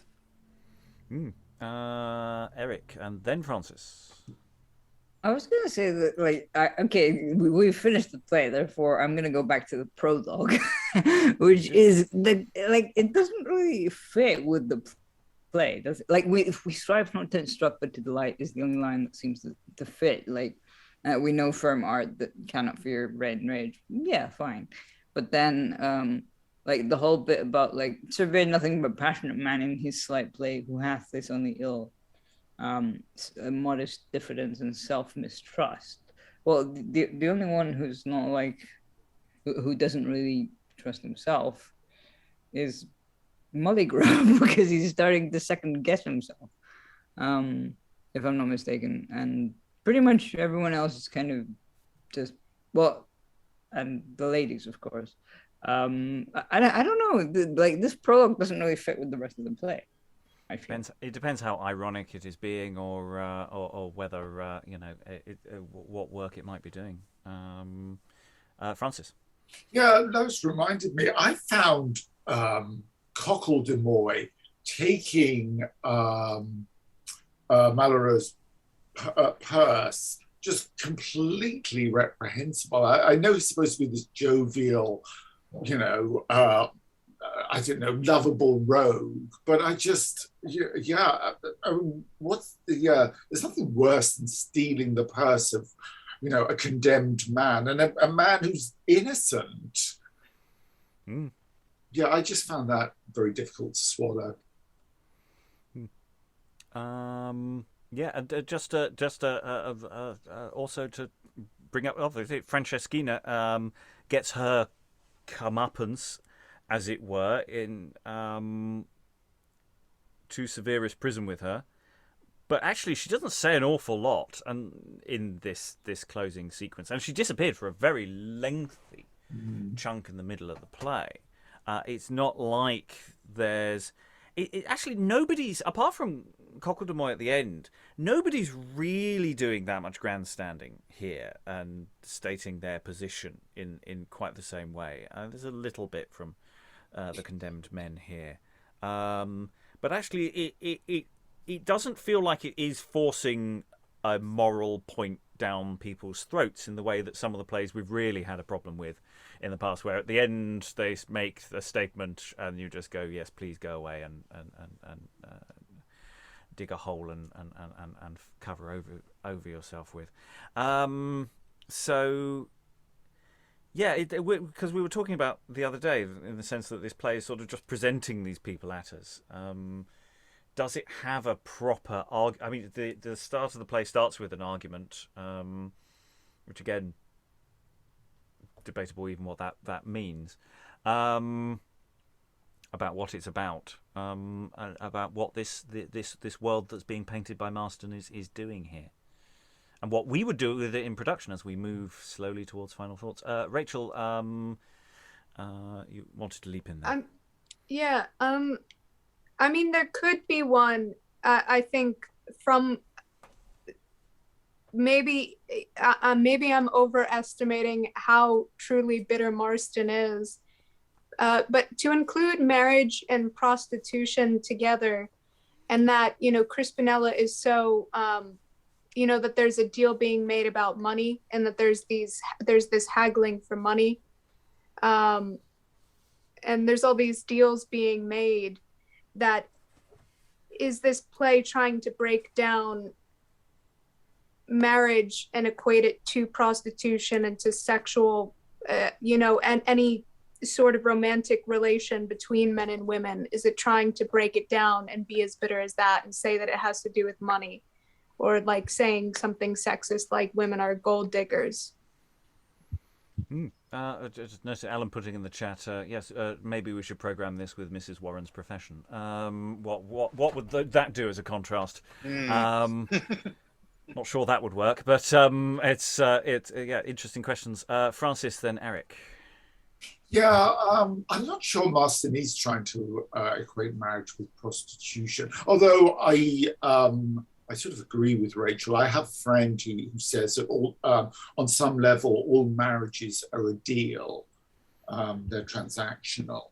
But I think simply the fact that Franceschina, who represents prostitution, at the end, she goes to jail and is whipped, whereas people, most of the rest of the characters end up married at the end. So he seems to be saying, I think, that marriage is a more preferable institution than prostitution. Yes, the client doesn't get punished. It's the sex worker who gets punished. Eric. Yeah, I was wondering whether, because we've read The Insatiate Countess, and there's a part of me going, is this like the prequel? Because it kind of feels very similar in terms of condemning the woman with the sort of sexual drive kind of thing. I don't know. Then again, she kind of doesn't really, it depends how you paint Franceschina, if she's the victim or not, because you could make this the tragedy of Franceschina in a way, in that she kind of there's no clear explanation as to how she got into sex work, except that Mary IV keeps pushing her into it, it seems. So yeah, I don't know, it's kind of very much that. Rachael, then Lois. Now, to what you and Francis said about that's what this play has made me think about, is because in the modern time in the United States, there's unequal, prosecution towards prostitutes and the Johns that see them. It more seems to be visited on the women or the men who are selling than the people who are buying. If that, I think that you know what I mean, that stigma thing. So I feel like we get that in this play by that everything falls down on her, but Freevill walks away, and Malheureux is kind of up in the air. Not quite. He escapes hanging. Yeah, I mean he's been chastened, but where that goes. Other thoughts? I'd say we've got to go to final thoughts. So I'll incorporate them. So yes, this is a play that has a very good modern production history in many ways. It has been produced in various different scales, a fair lot. So the question is as ever, what would we do with it? How would we adapt or produce it? There are lots of adaptations of the text through history, so there's an awful lot actually to explore in terms of approaches that we might be able to look about it further down the line. And also, as this is the last complete Marston text, we've got a few collaborative efforts to look at yet, or questionable ones. So we have covered the bulk of Marston now as well in relation to that question of seasons. If you were pulling together a season of Marston, where would this fit? What might you put together? You don't have to answer any of those questions. You can just move on if you want. It's entirely up to you. Lois, do you have any final thoughts? I was looking again at the summary of the plot at the beginning. The difference between the love of a courtesan and a wife is the full scope of the play, which, intermixed with the deceits of a witty city jester, fills up the comedy. I'd been thinking that it was the difference between the way a courtesan loves and the way a wife loves, but of course you could also take it to mean the way somebody loves a courtesan and the way somebody loves a wife. And that might actually be more accurate, given that, particularly if you think about Freevill and the way he treats Franceschina as opposed to the way he treats Beatrice, and then the kind of irony of it, is it actually different? I don't know. It seems to me that might be one way of looking at it. I think for a modern audience, the sort of main Freevill Malheureux Franceschina plot is really quite disturbing, and the Cocledemoy Mulligrub one, in the end, is probably just amusing. I mean, you feel sorry for Mulligrub, and then at the end, oh well, it's all okay. Nothing really happened. Helen, any final thoughts? Yeah, I feel very much that I must have missed the point when I missed the first reading, because I'm still looking for the point, because I feel that with any play, you've got to have somebody in it with whom the audience can identify, some point of view. I mean, sometimes there's more than one, but mostly you need somebody. And I just can't, I'm a bit with Alan on this. I find it very difficult to find any of the main characters who are my sort of guide through the play. I mean, Freevill strikes me as utterly impossible, an appalling man. Cocledemoy, I'm worried about because I don't understand what Mulligrub has done to deserve what is happening to him. I mean, my first thought was that he was a loan shark, and there are hints of that through the play, but not enough. There's far, far more about just selling wine that may be overpriced. I mean, I like the Cocledemoy stuff because it is quite amazing how often, for very, very good reason, Mulligrub just hands over stuff to him in his various disguises. It seems to happen twice an act, but I can't find a reason behind it all, or at any rate, not one that I can believe in. And therefore, for me, it's one of the most unsatisfactory plays I've ever been in the reading for. It's a fascinating reaction, because there are plays that are quite well known and or have that sort of expectation of people are going to go for it, and sometimes the room it doesn't land with the room. It's always interesting to see what lands and what doesn't, and plays that people haven't heard of and they embrace to their hearts. How fashions for plays shift over time. This is one that's had in its performance history, the interest in parts of the A plot or the B plot has shifted over time as well. So some people really leapt on one bit for one bit and another for another. So yeah, what grabs us today and what grabs us tomorrow? Interesting questions. I'm liking. Francis, any final thoughts? Yeah, I'm very much with Helen on this. I can't find any sympathetic characters in this play, except maybe Crispinella. And yeah, I think the sexual politics are very dodgy. I can only imagine what Aliki and Bryony would have to say about this. And I'm just amazed that it's had some modern productions, because that's all I have to say. Fair enough. Eric, any final thoughts? I was going to say that I think the other Marston play where we've had someone being disguised for no apparent reason, but, other than to sort of reveal himself at the end, I guess, is kind of the Fawn, where we had sort of, I don't know, just a lot of, he kind of goes, well, they're not, there isn't a particular reason for the Fawn disguising himself as a Fawn other than to do whatever he does. Similarly, Cocledemoy behaves the way he does probably because he was playing with the Fawn in an earlier production, I'm guessing, or a later production. It just seems like, the Jester character is recycled in some way, which I think it's very obviously written for a specific comedian or actor, in the way that Charlton was famous, or other actors were famous.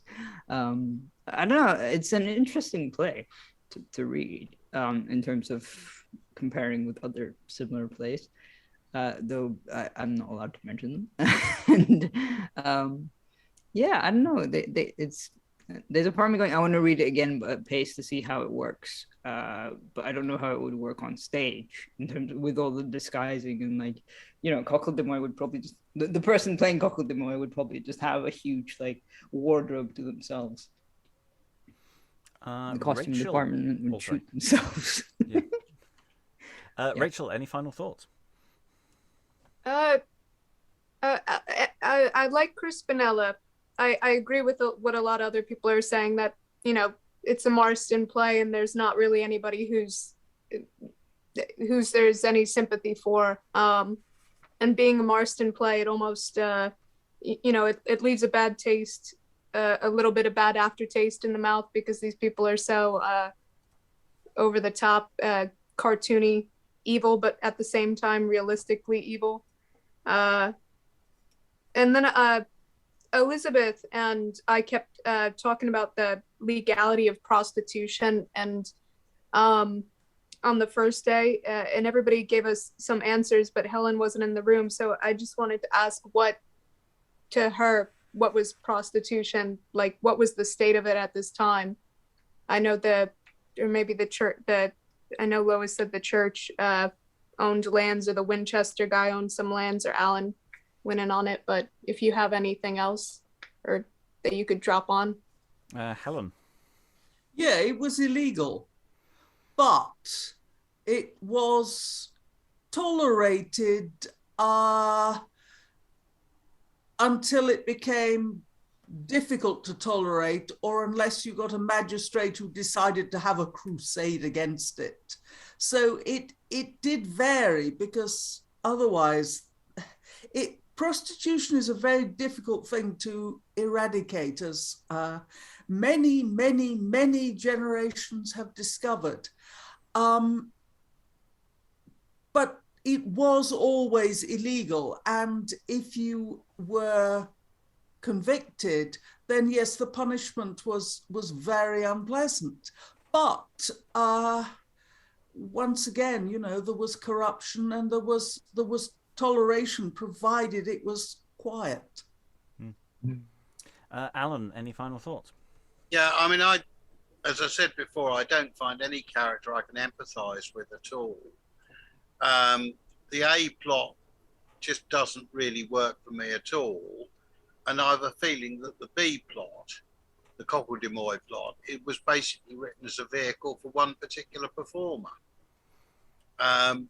With the Mulligrubs there effectively to provide the foil to his activities. Lynn, I think you're last. Any final thoughts? Yes, I'm just going to echo everyone else that if the point of the play is, as the prologue suggests, that what we want to learn here is that married love between two equal hearts, in Freevill's words, is superior, is what we should all strive for. That should be what we aspire to, and that illicit love is just, even though it's tempting, it's just not as good. That's a worthwhile takeaway, and it seems to be something that Freevill learns. But he never takes responsibility for having created the situation that makes people like Mary Faw and Franceschina, that creates them, that basically forces them into that corner. So he never takes responsibility. Unlike Shaw's play later, which actually interrogates the economics of that in a I think a very ethical way. The men don't ever have to take responsibility, and that's just really, really problematic and really troubling. Okay, well, we have run out of time. We will one day return to more Marston and return to this text. But till then, all that remains is to thank all the wonderful readers for their wonderful reading. Thank you very much, everyone, and goodbye. I'll make him fart crackers before I've done with him.